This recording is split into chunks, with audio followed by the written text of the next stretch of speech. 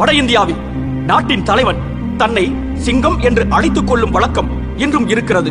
சிம்மவாகு என்ற அரசனின் வழித்தோன்றல் என்ற காரணத்தினால் விஜயனின் வாரிசுகள் சிங்களவர்கள் என்று அழைக்கப்பட்டனர். தமிழினமும் வட இந்திய இனமும் கலந்ததுதான் சிங்கள இனம்.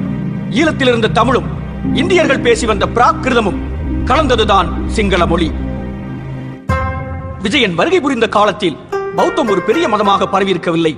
கிமு 3ஆம் நூற்றாண்டில் வாழ்ந்த மௌரிய அரசன் அசோகனின் காலத்தில் தான் பௌத்தம் மௌரிய நாட்டின் அரச மதமாக அறிவிக்கப்படுகிறது. பௌத்தத்தின்பால் ஈர்க்கப்பட்டு மதம் மாறிய அசோகன் 4 திசைகளிலும் பௌத்த மதத்தை பரப்புகிறான்.